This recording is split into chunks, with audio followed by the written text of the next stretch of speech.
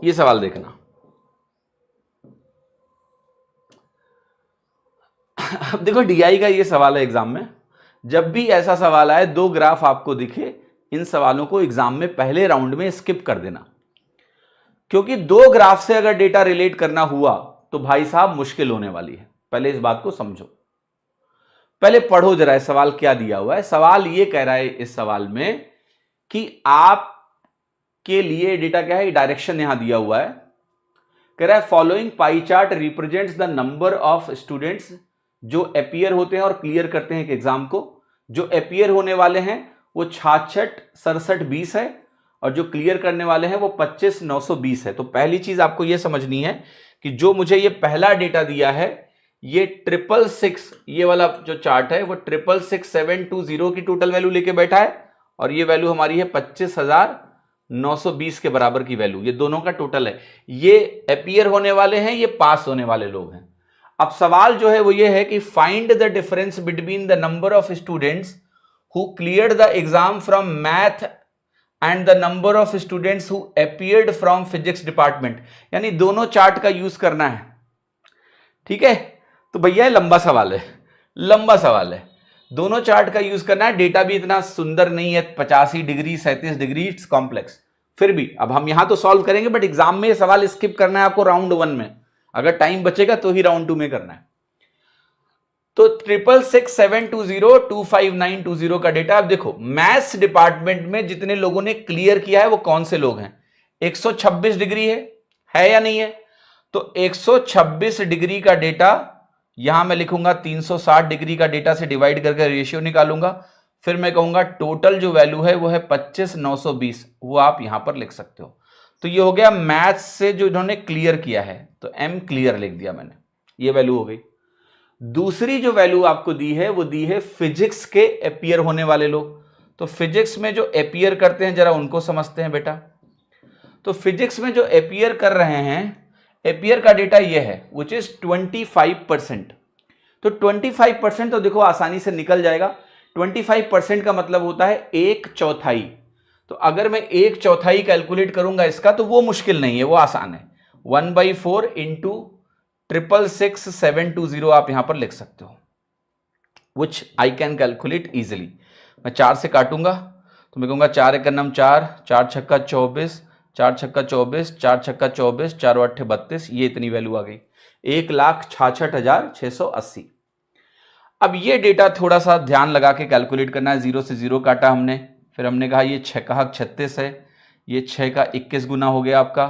आप इवन 12 से काट सकते थे, 3 दूनी 6 हो गया, मतलब 18 से कट जाता, 18 दूना 36 और 18 सत्ते 126, ये 7 हो गया। अब 2 से काटो इसको, 2 से काटोगे तो आपको मिलेगा यहाँ पर 12, 2 9 18, 2 छक्के 12, ठीक है। Now I can multiply, I can mentally think this value is 1300 minus 4, easy होगा आपके लिए। 13 सत्ते 9100 माइनस 28, तो ये वैल्यू आपकी सिंपली हो गई 9,072। ऐसा ही कुछ आ रहा है, एक बार वेरीफाई कर लो। मैथ्स में क्लियर करने वाले जो लोग हैं, उल्टा पुल्टा ग्राफ तो नहीं दिया हुआ है, क्योंकि जो ग्राफ है उसके ऊपर कुछ नंबर नहीं किया गया है, इसमें होना चाहिए। तो अगर डेटा उल्टा नहीं है, जो सब ठीक लिखा होगा, तो यही मतलब होगा आपका 9,072। तो 1,66,080 माइनस 9,072 आपकी वैल्यू आ गई। 10 में से 2 गया 8, ये 7 में से 7 गया 0 हो गया, यहाँ आपका 6 आ गया, यहाँ 16 में से 9 गया 7 आ गया, और ये वैल्यू आपकी हो गई सिंपली 15, जो कि कहीं आंसर में दिया नहीं हुआ है। इसका मतलब ये है कि डेटा कुछ गड़बड़ है। गड़बड़ मतलब उल्टा हो सकता है ये वाला ये टेबल हो और ये वाला ये टेबल हो। तो एक बार घर पे ट्राई कर लेना। आई होप आपको लॉजिक तो पता चल ही गया है कि कैसे करना है। एक बार आप ये वाली कैलकुलेशन करो जरा फटाक से उल्टा करके, तो मे बी वो वाली वैल्यू नीचे हो, ये वाली वैल्यू ऊपर हो। तो करके देख लेते हैं, चलो। तो ऊपर और नीचे करेंगे हम, तो वहाँ पर मैथ्स कितना है, अगर इसको हम क्लियर माने तो मैथ आएगा 37 डिग्री, 37 डिग्री बटा 360 डिग्री इंटू 666,720 ठीक है। और दूसरी जो वैल्यू आएगी वो आ जाएगी फिजिक्स के नीचे 74 डिग्री बटे 360 डिग्री इंटू 25920, ऐसा है क्या? आई थिंक 37 वाले को इससे मल्टीप्लाई करना पड़ेगा if I am not wrong. Maths में क्लियर करने वाले लोग अगर ये होंगे तो 25920 ये आ जाएगा और ये वैल्यू हमारी आ जाएगी 66720। तो ये हो जाएगा फिजिक्स में अपियर करने वाले लोग और ये हो गए मैथ्स में क्लियर करने वाले लोग। मैंने क्या किया, डेटा को स्वैप कर दिया है क्योंकि इस डेटा से आंसर नहीं आया और यहाँ टेबल पे कुछ लिखा नहीं था ना कि कौन सा वाला टेबल किसका है। ठीक है, तो वो हुआ गड़बड़ कहाँ हुआ है मैं बता रहा हूँ। टाइपिंग करते वक्त उन्होंने जो डेटा इधर डाल दिया है ना, ये टेबल्स के नीचे होना चाहिए था, तब पता चलता ना कौन सी टेबल कौन सी है। ठीक है ना, वो लिखते कि टोटल अपीयर्ड कौन सी वाले। खैर इससे कैलकुलेशन करो जरा।